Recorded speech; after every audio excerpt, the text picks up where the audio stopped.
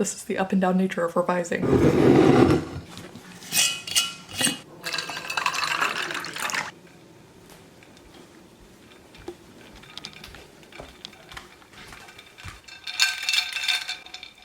And so Project Death begins in full. Begins again. Again.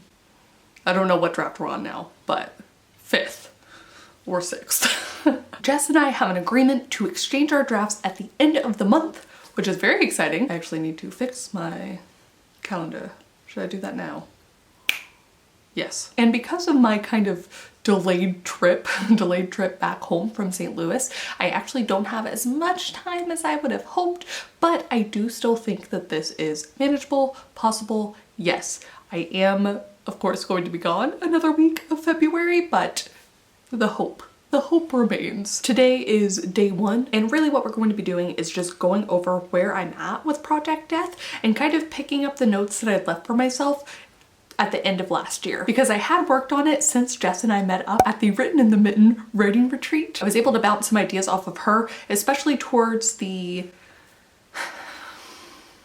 it's things that need to happen, vibes that just need to change a little bit at the beginning. We'll have bigger ramifications at the end of Project Death in the kind of interpersonal relationships with Tuovi, our main character, and someone that basically has to stay behind after Tuovi has really racked up the death count. It is, of course, Project Death. So as a quick refresher, my new pseudo system basically has me doing the working title, logline, query, and then synopsis first before I start drafting for new stories. But actually what I want to do is implement the same kind of thing while I was on the Written in the Mitten retreat, and actually a little bit after that, kind of interspersed with NaNoWriMo. I did work on the synopsis and I did work on bits of this stressy, messy end here. A big part of the thing that I not struggled with, but like kind of struggled with, is that Tuovi's a really morally gray character.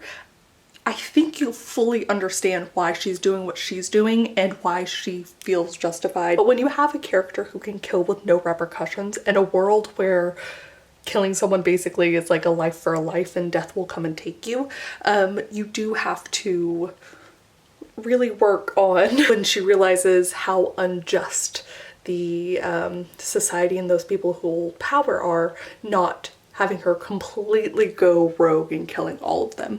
And that's kind of where I'm at, is figuring out along the way how she determines who's worth not killing. I was gonna say saving, but like not really. While I think ultimately still keeping her in this morally light gray territory. You know, I want people to read this book and have a little bit of doubt on if Tuovi did the right thing, but ultimately understand her. So that's kind of where I want it to end at. And right now it just isn't quite doing that, right? So anyways, that is parts that I've worked on. What I want to do now though, over the course of this vlog, is all of it. This might be broken up in chunks, but what I think we should go ahead and do is revisit the logline, query, and synopsis. Also, this is very not accurate. Ta-da! Let's do this thing.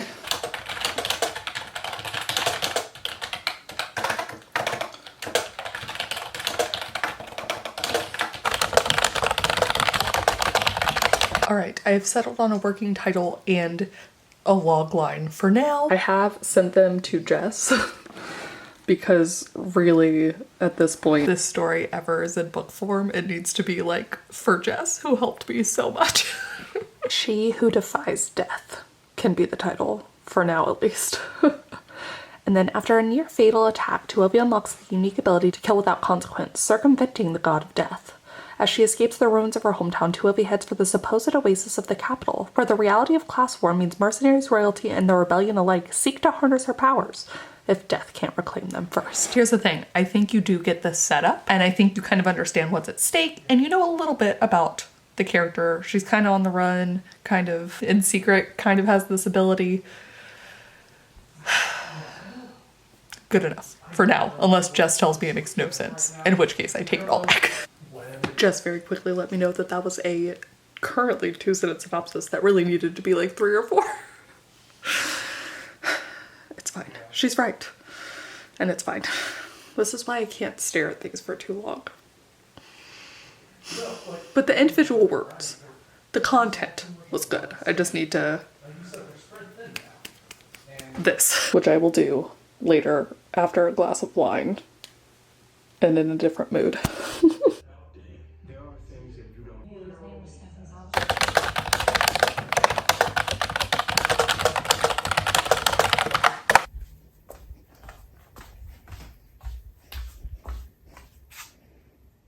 Good morning. Good morning. How are you? Ma'am. How am I supposed to type like this? Okay, I fixed it a little bit. I'm gonna ask my partner if this one makes sense knowing nothing about the story, and then I'm gonna send this to Jess based off of his feedback. It's so funny what a morning brain can see. This is an activity that I'll keep working on though, because for whatever reason, I just like, it's just like book descriptions. Like when I gotta put something up on Amazon or something, I'm still bad at it. I just like, this is not my forte and I have to keep doing it over and over again. But you know what? I think we're getting there. Yeah.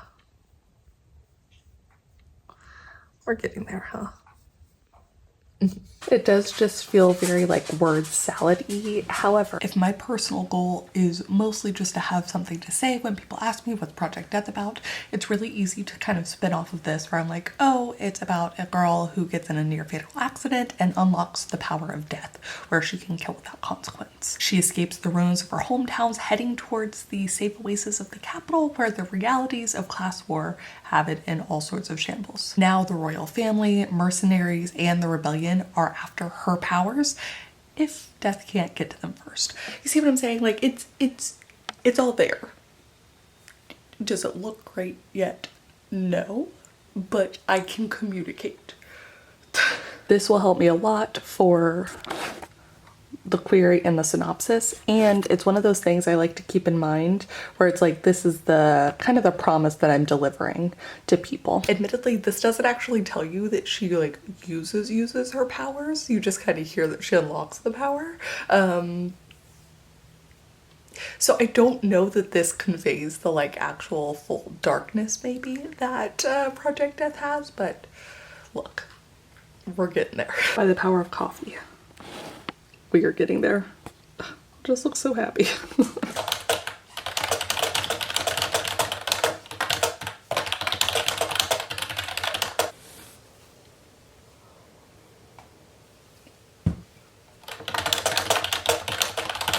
So this is the old timeline I've been using. However, the green were things that I needed to include in the next draft that I'd not yet put. I am, however, also removing this scene. So as we flip over to Project Death, Draft 5, I have the 2 green scenes that I managed to put through to these different folders where basically we have the entirety of what's going to happen in those scenes.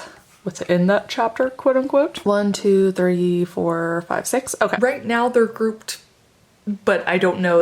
It might be 6 chapters, it might be 8 chapters. It kind of depends on how I feel. I'm going to be doing a lot of copy and pasting in some of these earlier scenes, but I also have now some scenes to write. And if I'm deleting a scene, have it in here instead of the sort of group circle interrogation. We get to have more of a conversation with the armorer, which is important. They're heading to the capital because their town is dying. There's no more water. Everything's just crumbling in front of them, and so they have to make this long journey, and a bunch of people are dying along the way, and Twilby specifically kills someone. That's the first sort of on-page death that we see her commit of the myriad that she will over the course of the novel. And the scary part for her here is that it seems like the armorer knows her secret somehow. No one else believes that anyone can kill without consequence, but the armorer's over here like, I kind of know what you're doing. And we need this moment of sort of terror to fully strike Twilby when there is no turning back, that maybe there's other people like her, or that have this power or something in the capital that they're now headed to. So I think that's going to be a lot more powerful. It also just makes more sense within the world. So I don't know what I was thinking in the last iteration of this book, but it's fine because we're fixing it.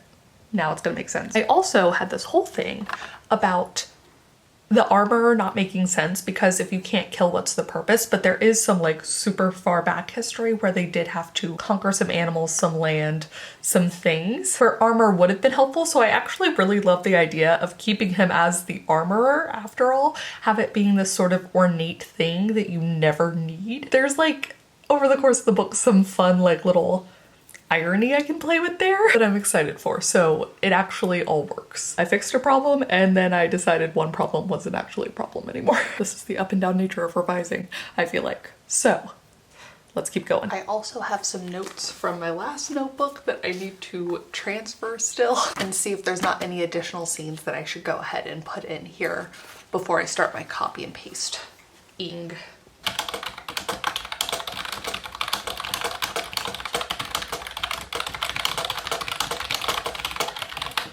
So before I copy and paste, what I actually want to do here is update this timeline and also break out the individual chapters into their scenes with the additional notes to change the little bits of tone, right? So a lot of the like bullet points, what you're saying is happening in the scene aren't necessarily going to change, but some of the undertones are going to change. And so that's what I want to sort of put an emphasis on in the little note section here as I go to write or revise after I copy paste. Okay.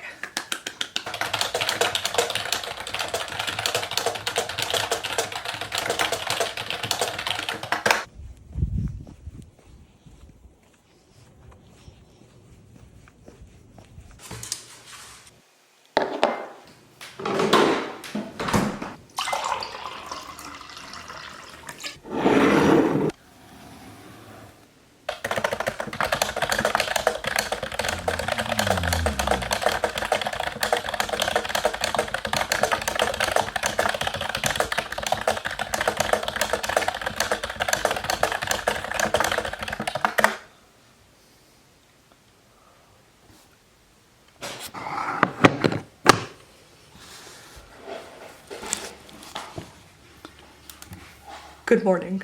We have a couple of things on the list for today. Namely, the main goal is going to be copying and pasting the Act 1 scenes and begin the sort of tinkering process of changing those scenes to fit a little bit of the new narrative that I'm going with. Aha. So that's gonna be really fun. Finally getting like words on the page, some new words intermixed with the old words. Yes. I love this time because there's something nice in seeing how much better the words that have been like gone over a couple times are compared to the new ones, and trying to like elevate everything and mix it all together and just like seeing the story transform on the page is just so fun. Bonus points if I can also get some of the query done today. All of these, the title, logline, query, and synopsis, I'll probably redo at the end of this as well. They're going to be kind of moving and growing as the story is. It's just sort of like a reference point. A not static reference point, yes. But what I actually want to get started with is a side project in some ways. Here's the thing.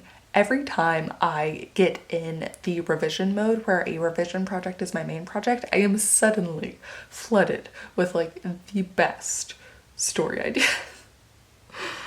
I don't know what it is. I don't know if it's seeing a story really far along and it makes me like excited to do new stories to get them that far along, or if it's just like, I don't know, the mix of everything kind of coming together and it's like idea.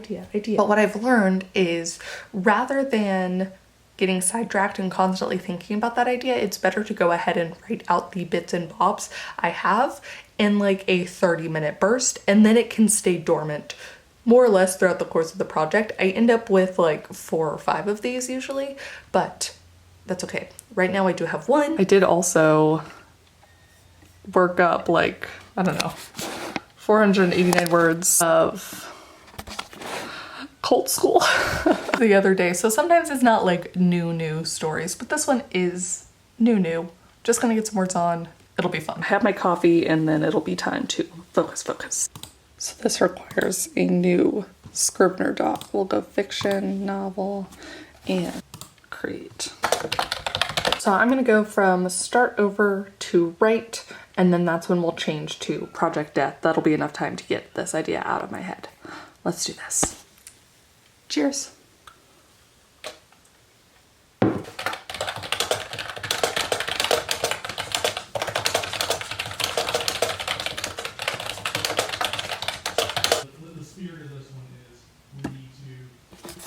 All right, after 873 words and getting breakfast, it is now time to do a little bit of copy and paste magic. We're gonna start with this first chapter here, but this needs to be changed within the context of the first chapter. This isn't really there right now, and I need to put it in. So we're going to kind of do some fun little reshuffling just so that I can include a little bit of vibe change. Again, I'm not necessarily changing anything about the beats that are going to happen yet, but this does give a slight motivation change that I think makes stuff around the midpoint and beyond a little bit more powerful. So now I just have to go find and open draft 4.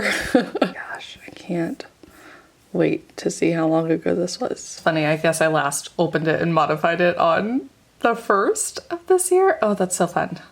September 13th. Okay, open. And I had let up at 76,982. Best guess, we're getting this next draft up to about 90,000, which will be awesome. And I think that puts it in a better range for a standalone fantasy. So it's getting there. And now for some copy paste magic. Ooh.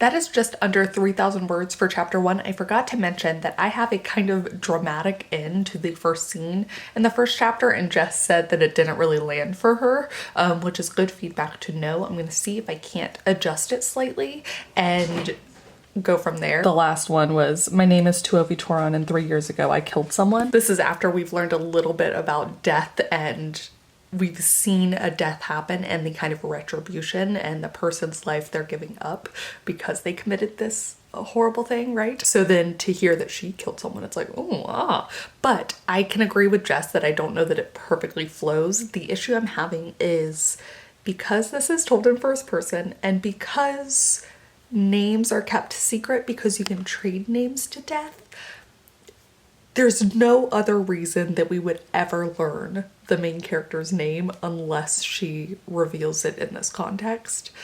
And I just don't want to go the whole story without revealing it like this. So there's the rep. 2 things to work on: layering in the hint and fixing this little bit at the end. Let's do this. I decided I needed some assistance. Oh. This is exactly why I start the string now in advance. Come on in, baby girl. I know. Come on. Okay, good girl. 2 best friends. Sit there. Eek.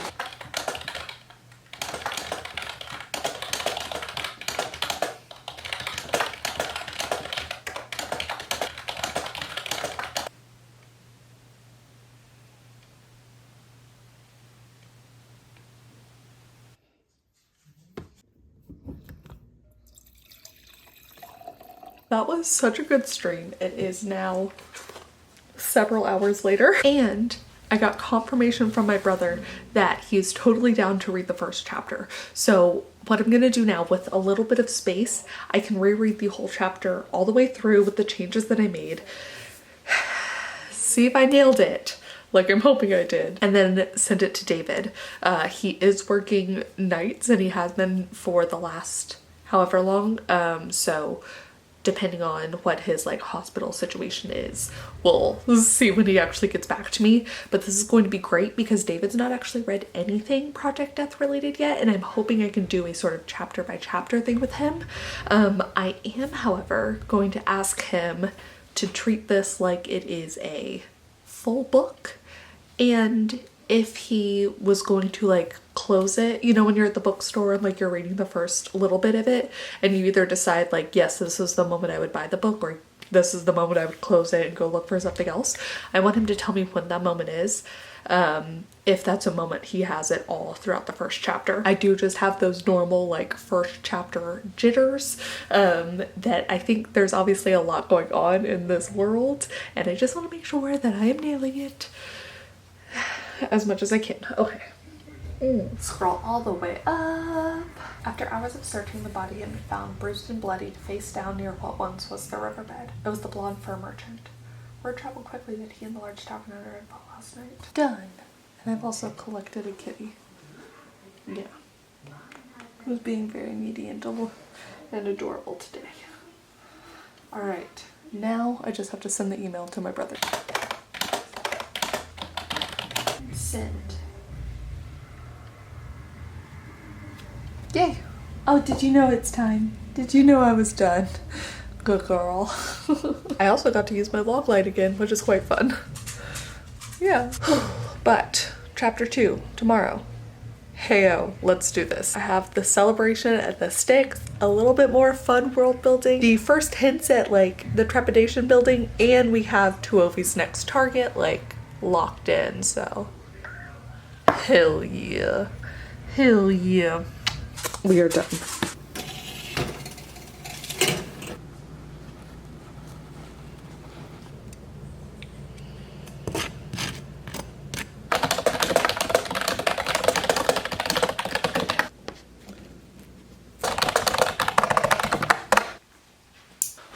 Whew. I am getting a bit of a late start to the writing, but also just to the day. It is too. I had a bit of a headache last night, had some trouble falling asleep, and then the headache of course persisted. So just like getting into the rhythm today didn't want to happen, but I am feeling good enough to write and work on chapter 2. I'm hanging in there. So yesterday after my stream ended, I had about 540 words left to revise still. Revise or go over. As I told the stream, actually the back half of chapter 2 is pretty solid, and it's that kind of fun frustration where I need to make the front half of chapter 2 as great as the back half because I know I can do it. I have evidence that I can do it. But it's just like the front half is where I had more new stuff to go in, and I also think I realized last draft that something was wrong but wasn't quite sure yet, and so it just reads like something's not it yet. So I'm gonna go over these last 540 words real quick, confirm things, and then I have like a decent amount of gaps part of the way through and highlights. So my best guess is that it'll be kind of like chapter 1 where I need to go over the chapter at least 3 times and the third time would be solid. That is my hope. Chapter 2 needed more work than chapter 1 did, so fingers crossed it'll only be 3. Scroll back down. All right. My friend lifted my hand in the air and I tore all those cards. Okay, please ignore the legs on my tripod, but I wanted to try and get all of it on the same screen. I have now finished that first part, but I have the second read through to go, so.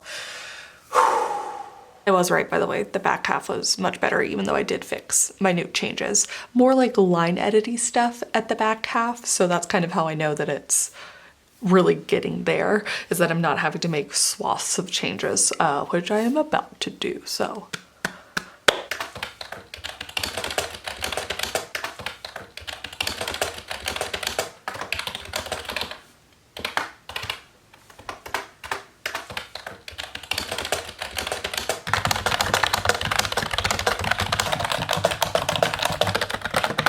All right, I've successfully made it halfway through the chapter. You can see what I've actually done is added a bunch of stuff that I've removed from here into my notes section. Basically, I was worried that I was hitting a point too hard and too frequently. So I went ahead and removed 2 elements of that we saw. And I'm going to, when I read through the chapter, feel it out and see if if it works not hitting it those 2 more times. I feel like I overdid it now I'm trying to shoot for like a healthy range. And this is also, again, one of those things where when I give this to readers later, I'll be like, did you get the vibe? Like, did you understand? Because I personally hate when I'm reading something and I'm like, we get it already. But also sometimes you have to hit a point a couple times for like the reader to like lock on to it. So like there's an art and a balance to it. Yeah, it feels much more art than science. And I'm just overthinking, but also this is the point in this story that it's exclusively overthinking, really, which is a good place to be in some ways, because that just means that for the next draft, I might be like line editing this. You know, if I get the story where I'm like at this point of overthinking every chapter, that means it's time fully for line edits and that the plot and the characters are solid, which would be incredible. Of course, I'm not even anywhere near the stressy, messy end yet, but we'll get there. We'll get there. Actually, I have Jess's video up because I was about to watch it, but I was chatting with Jess and telling her that I have actually gone ahead and scheduled, I'm gonna give her what I have through the end of February. But both of us have known for a while that it was going to take us longer than that. So I went ahead and said March 31st. I have my little Notion tracker I've started using. And I have basically all of these projects sort of culminating on March 31st, finishing up the first draft of Under the Influence and finishing up the first draft of A Closet Full of Cauldrons and rewriting Project Death here. So I'm feeling really good about all of that. I'm feeling really good about the progress here. I just need a little bit of a break before I continue into the next 1,500 words or whatever it was.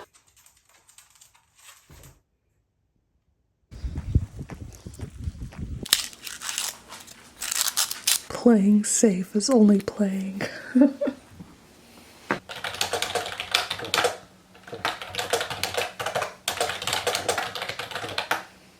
All right, only an hour later, but I am done at 2,000, ooh, that's a glare, 2,773 words. It's funny, for the day, I only added 98, which just goes to show how much shuffling around really doesn't change a whole lot word count wise. When we're at this stage of revision, there's really like not a lot, but it feels so much better now. I'm gonna wait until tomorrow to confirm that for sure, but after this chapter, in chapter 3, they begin their journey.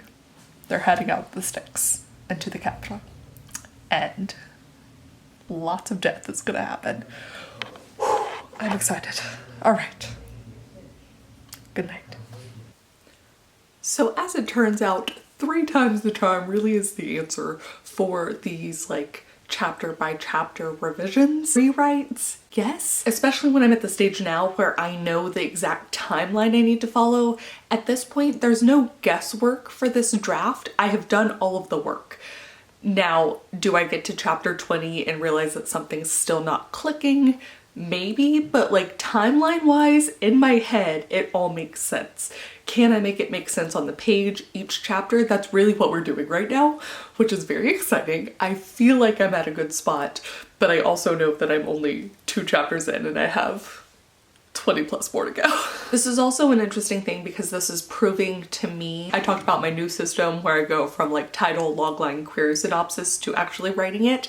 And I've now done that for several, we'll say a few stories, and it has made things much easier for me. It basically cuts down on a full draft. Usually like the 0 draft exploratory element can now be sort of summarized here. So I actually don't know if that's any faster than what I was doing before, but it does make it easier when I'm getting into this later part, or eventually you do have to think about these things if you want to actually query someone, or you want to think about what you're going to put as the book description on bookstores, or what sort of like flashy sort of stuff you want to use for the promo.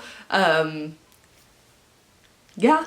So it's nice to think about it at the start in some ways, instead of trying to shoehorn this giant thing in your head, this giant story, into these like small bite-sized chunks, at least for me. It is easier to start at the small and get big. So this is just one of those last projects, I think, that I'm going to be doing this method where I started big with the huge story in my head and all this, and then trying to like segment it down. Other than like meridian maps when I get back to that, but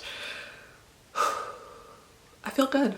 I feel really good. I did want to point out this website though, since I've talked about log lines before and some people have, I think this is one of those things where we all use sort of different words for it. I'm just meaning like an elevator pitch. Some people think of log lines like taglines like that movies would use. And so I'm just going to put up this helpful descriptor that this website has, kind of showcasing the difference. At least as they see it, it's the difference that I see. Ultimately, the log line is not something that's going to be used anywhere. It might be workshopped and turned into something that can be used, but right now it's just to describe what the story is. You know, the really, really fun part of this is that if I actually manage to get this project done and the drafts for A Closet Full of Cauldrons and Under the Influence, I will have like a free Camp Nano. I have no idea. I don't have any brain space to think up what I could possibly work on then, but it will be very fun. I think it's also the idea settling over me that I will be done with these projects soon, or at least this iteration, these drafts of these projects, and I'm just like, I'm just ready to keep chugging along, you know? It also has just been so nice to be back in the Project Death world. I took a longer break, I think, than I'd initially anticipated, but I also think that break was very needed. I kind of did it in chunks, so I'd worked on this during Written in the Mitten, but I hadn't gone through the effort of actually like starting the writing process yet. I think things just needed to keep tinkering away in my mind, and that is okay. It's okay to take long breaks during your drafts, especially when you're working on other projects, or also just like, especially if life is happening, you know? This is not a race, despite being very excited to be near the finish line of this lap and nearing the finish line of the whole thing. All right. Well, that's gonna be it for this video. It is already long enough. Please do comment down below. Let me know what you're working on right now. Let me know if you've noticed that when you're kind of rewriting or revising something, it takes you a magic 3 times. Or does it take you more than that? Or does it take you less than that? I think there's like a discussion, debate, chat to be had about what we consider different drafts to mean. And also like the stages in which we do everything, because there are some people I think who could have done what I did in 3 in like one really long one, but I personally just need some time to see if the changes are working. Step back, go on a walk, come back, reread.